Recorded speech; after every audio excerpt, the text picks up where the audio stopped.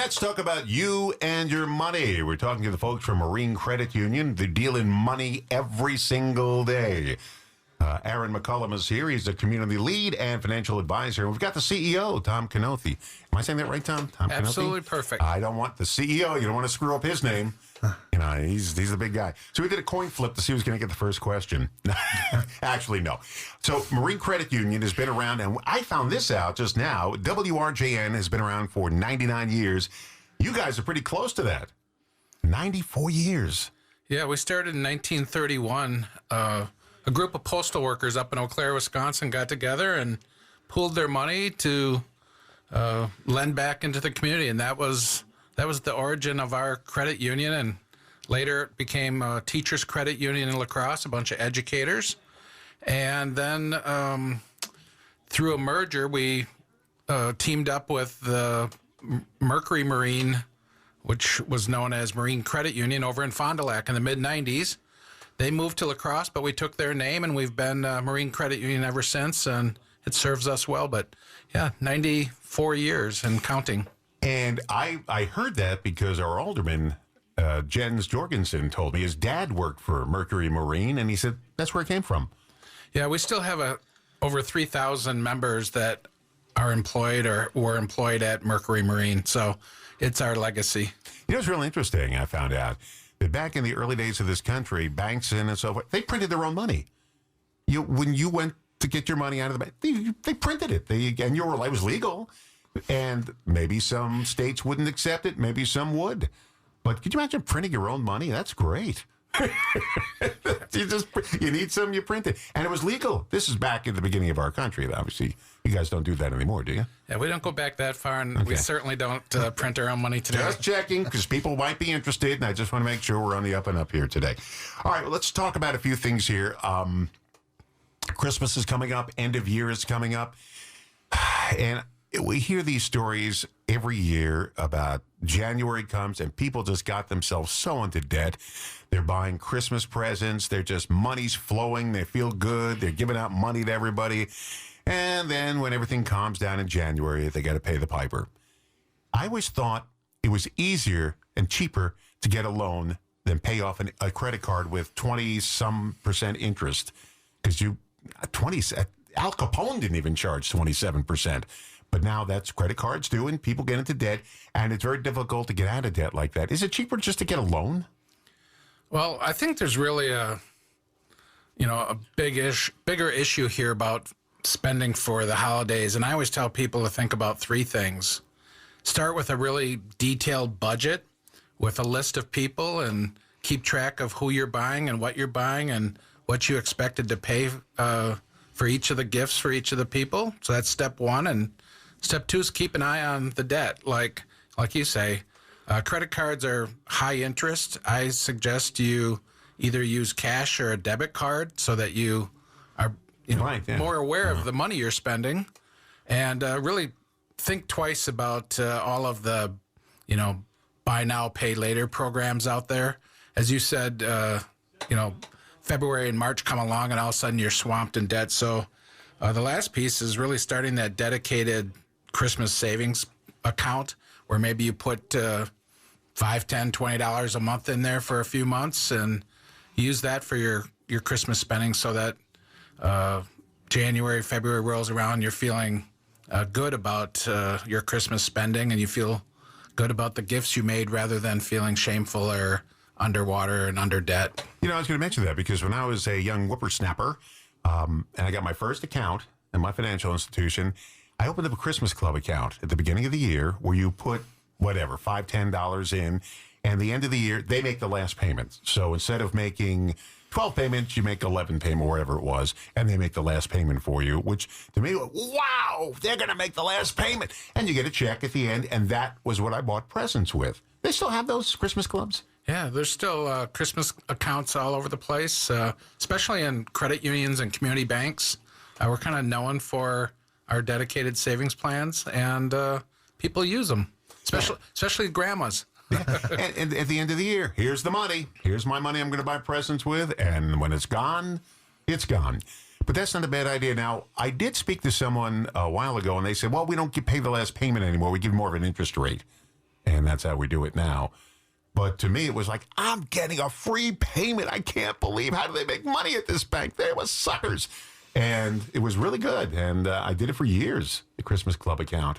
And they gave you a coupon book, because they didn't have computers then. So you got a coupon you pulled out. Yeah, I don't know of any banks or credit unions that still make that last payment or have these coupon books, but it usually is one of the higher interest rate savings accounts. Yeah. Short term. It's only a year. So let's talk about some of the things for the community. And I have people from the Racine Library in here all the time. Melissa Donaldson. We got Shay King. We had a whole bunch of people in from the library. You know who I want to get from the library? Our Miss Wisconsin works at the library. Oh, that's awesome. Yeah, she's going to be in the Miss America pageant, and she works at the library. And I said, let's get her in here before she, takes off, becomes Miss America, and then I can't speak to her anymore. Let's get her while she's Miss Wisconsin. So she works at the library. You can see her at checkout and everything. So that's kind of neat.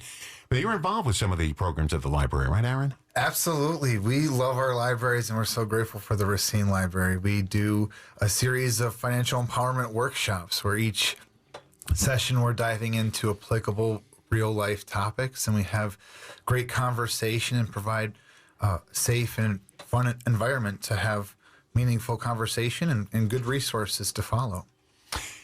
And do you have any programs going on at this time of year, the actual Christmas time? Absolutely. Yeah. So we have two coming up here in December. We just had our last one in November last week. But on December 2nd, that's a Tuesday from 4 to 6, we have a workshop where we're going to be diving into understanding credit and building your financial foundation. And then on Tuesday, December 16th, we're going to kind of continue that conversation of charting your course to success in the new year. So tying into that, not just New Year's resolutions, but an action plan to your New Year's goals, not just financially, but in all areas of wellness. That's great. We take a quick break. When we come back, we're going to talk about more of your money, some new products and services for the year, and some things that Tom brought up he wanted to talk about. Tom Canothia is here, the CEO of Marine Credit Union, and Aaron McCullum, who's the community lead and financial counselor at Marine Credit Union. We want to thank them for sponsoring the morning show, too, because every morning is sponsored by Marine Credit Union. Chart your course with Marine Credit Union, proudly supporting the community one step at a time. We're talking to the folks from Marine Credit Union. Aaron McCullum, who's a community lead and financial counselor, and CEO Tom Canothia is here as well. Before we get to some of these other topics, I want to make sure I get this one in, because this one affected me personally. And my mother had an account, and she passed away. Now, I was what they call the POD, payable on death. Some people don't have these things set up, and you've got to get your life ready, because someday you're not going to be here. You've got to make, go through your accounts. When something happens to you, who do you want to have the money? Because, anybody can die at a moment's notice, and, we don't have the date, only our God has the date. I don't have the date, so you never know. So my mother was very good at this, and she did a POD, payable on death. So when she did pass away, everything was taken care of with the bank. I went in there, I gave them the death certificate, they gave me the check, and it was real clean. A lot of people don't do that. And if somebody passes away, it's not that easy to clean up the mess afterwards financially. So what do you recommend people do? That's a really good way to plan an estate, especially if it's, not a huge multi-million-dollar estate. We do payable on death accounts for all types of bank accounts, and you can do it with your checking savings accounts. It's a simple form. Now it's all electronic, of course, and when somebody passes away, all you need to do is bring in the death certificate, prove that you are the beneficiary, and it's paid directly to you, in real time, right away. And you can name multiple beneficiaries. If somebody's a minor that you want to do, you want to take care of that through another form that allows somebody to be a trustee for that minor. But it's a great way to pass on wealth without the hassles of creating a big estate with probate and you're an attorney. Yeah, I practiced law for many years, both in California and Wisconsin, and represent a lot of people with messy estates where they didn't bother to do the planning. So take the time. Now's a good time at the end of the year. Reflect on your life and start doing some planning for the new year. And you can always change the beneficiaries. That's not a big deal. Because when my daughter got married, we had to change the name. Although they said, really, you don't have to, because that's her maiden name. We know who she is. But I did it anyway. I don't want any problems after. Well, of course, when I'm dead, I won't care. But I don't want any problems. Here's the biggest problem, though. People say, well, I'm only in my 40s. I have plenty of time. You never know when the time is up. I mean, God forbid you can be in an accident. God forbid you can get sick all of a sudden. Things happen all the time. So as long as you got the wherewithal and some spare time, I would go down to my financial institution and say, if something happens to me, I want the money split this way. You sign it, forget it, and it's done. Yeah, and one other thing I would just suggest is the use of powers of attorney for people that lose their mental capacity before death, rather than having to go through the court system and having someone appointed guardian of you to take care of your financial financial assets and whatnot. Have the power of attorney filed with your bank so that you appoint your son or daughter or somebody to take care of your finances for you before somebody has to step into the court system and do it. And get it done while you're thinking about it. You don't have to be 90 years old to set it up. You can set it up at any age, doesn't matter. And just, take care of it. And if you want to change it, change it. Financial empowerment versus financial literacy. This kind of scares me even thinking about this stuff. I don't know why. I don't know what it means, but you're going to explain it to me. Yeah, it's not scary at all. Really, financial literacy is knowing the financial terms and concepts. It's kind of a baseline. I think of it as the foundation. And then financial empowerment, or sometimes we call it financial capability, is really having the confidence to take actions and get things done. I think when I talk about financial empowerment, I think of what I call the 3 C's: clarity, control, and confidence. Clarity meaning you have that financial literacy, you understand the different financial tools and concepts.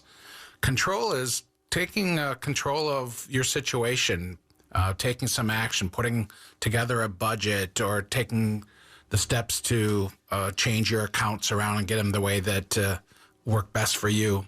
And then confidence is just that. It's having the confidence to ask for help, lean on somebody else who has the expertise, ask questions. And I also think confidence, also like when something goes wrong, people who are confident in their finances have a more resilient attitude and bounce back quicker. So we like to move people from financial literacy to financial empowerment. And Aaron and his team do this all the time for us. Well, that's great. You got it. I know people don't want to say, I don't want to worry about money all the time. Well, you don't have to worry about money all the time. Take care of it and let the financial institution worry about your money. I'm not going to worry about, doesn't worry about me. Okay. There's something before we get to new products and services I wanted to ask you, and I don't write it down. Oh, checks. Am I the last person in the world who uses checks? I talk to everyone and say, you're paying in check? Remember at the supermarket, we used to go to the supermarket, and just before they told them their amount that they had to pay, there was some person, I'll pull out my check, and they had to start writing at that point. I'm going to pay Pick and Save. I don't see anybody paying in check anymore except me. Am I the last guy alive writing with checks? Well, you're right. There's definitely a decline in the usage of checks, but we still have a lot of checks come through our system, and I don't see them going away anytime soon. So I'm not a dinosaur. No, not a dinosaur, but Venmo and PayPal and these P2P payment systems are greatly decreasing the need for checks. My son and daughter say that. You're still paying by check? Yes, and I still use DVDs and CDs. I don't use VHS cassettes anymore, that much anymore. But they look at me like I just came out of the dinosaur. I just came out of Jurassic Park and using checks. But I write 4 checks a month or 4 checks a year just to pay my water bill. So that's the only time I still use a checkbook, and I still have my first checkbook. I just don't want anybody dabbling around in my bank accounts. It just makes me nervous. And this way I'm not nervous. But then again, my credit card companies every month send me a thing. Deselect if you still want to get paper. No, how about I check it if I still want it? They play that game with me because, well, you didn't deselect it, so we're sending. Everybody wants to get me off paper. As you can see in this room here, and you're not, Tom, you're pretty paper-wise over there, too. I can see you got a lot of paper. All right, let's talk about some new services and products you might be showing us for 2020. I can't believe I'm saying this, 2026. Yeah, so we're excited about, I'll just mention 3 of our new, what we call solutions for our members coming up. We are just implementing these now, but they'll be in full force in 26. One is a first-time auto buyers program for people that haven't owned a car before and they don't really know about how to go through the process. So we help them through the process, and we get them the best loan that suits their needs. And this is really meant for the young folks that are getting into their first car. So I think that's a great tool. And Great by the way, it solution. helps to have a good credit rating too. Yeah. So pay your bills on time to get a good credit rating. Yeah, absolutely. Another one is a down payment program for new homeowners that don't have a pile of money sitting around to put down on a house. And we've partnered with the Federal Home Loan Bank of Chicago to help people with their down payment. And it's actually a forgivable loan. So over a course of 5 years, you don't have to pay it back. It's the Federal Home Loan Bank's way of trying to promote homeownership in the Midwest. Then the third one is a loan program. It's really new, and it's really, I would say, innovative. I don't think anyone else is doing this, and it's what we call a loan rewards program. So, you have rewards for your airline and your credit card and all these things. This is one, if you have a loan with us and you have a checking account with a direct deposit for your checking account, every quarter we'll take 10% of the interest you paid on your loan and put it right in your checking account for you. So we rebate, give back the interest you paid, or at least a portion of it. So we think that's really cool, and it helps, alleviate some of that stress related to paying whether it's a home loan or a car loan. And of course, if you take out enough, get enough points, you get dinner at Tom's house. That's pretty good. And a weekend Airbnb at your house if you could use my points. That's good. Okay, in the remaining 2 minutes here, what did I miss? Did I miss anything today? I think you covered it all. I mean, we were founded back in 31 as a place where people help people, neighbors help people or each other. And we're still trying to do that today, and we're very proud of it. And our 400 employees want to take care of their neighbors. And where's Marine Credit Union? You're stretched out where now? So we're all over Wisconsin. We have 17 different what we call financial empowerment centers. We have one down in Des Moines, Iowa, but headquarters are in La Crosse. But we have good people like Aaron working all over the state of Wisconsin. That's where you're from, you said, La Crosse, right? I am from La Crosse. Oh, Yep. so you were the home office there. Yeah, the home office is about a mile from my house. And Aaron, what did we miss in your department? Anything? Yeah, just really appreciate the opportunity to be here, but most importantly, to serve our community. When we talk about financial empowerment, it's a journey. It's not necessarily a destination, and it comes in waves. Like you mentioned off air, one major life event could really have people turning. And when we talk about My Loan Rewards, it's great to give 10% back because, hey, that's a family getting extra groceries or paying for gas in their car. And when we think about financial empowerment, we're just here to support. It's people helping people, putting people over profit. And so when we talk about our mission, it's communities at the heart and center of it, is that we want to take our community from that place of financial need, wherever you're at in the financial spectrum, and empower you to a life of ownership and giving back to your communities and whatever that looks like to you. So if you have a passion for community, or if you want to learn more, please visit us on marinecu.com or check us out on social media. And if you're at Qdoba, you guys are right in the same shopping center as Qdoba. Yeah, right on Green Bay and Durant. If you're getting some Qdoba, please swing by, stop by, and say hello. And bring some food. Yes. And to the many listeners who brought in some warm-up with marine items from the last month's conversation, we're so grateful. Our Warm Up with Marine campaign raised over 2,500 winter items for our communities. Terrific. And over 400 items here in Racine. So thank you, team. Terrific. Thank you guys for coming in. You know what? When you talk to people like you two coming in, the money people don't seem so cold, because people think, banks and credit unions are so cold about money. They're not cold. They're just like you and me, and they just deal with money and protect your money for you. And keeping it under the mattress is not a good idea. So there you go. Hey, thank you guys. Tom Canothy, who's the CEO of Marine Credit Union, Aaron McCullum, who's the community lead and financial counselor. Thank you guys for coming in. See you next month. Thanks, Don. Thank you so much. Hey, guys, have a nice Thanksgiving, by the way, all right? That's, You too, guys. Boy, that's next week, isn't it? It's hard to Coming believe. up. I was just handing out Halloween candy the other day, and here we are again. Thank you guys for coming in. Do appreciate it.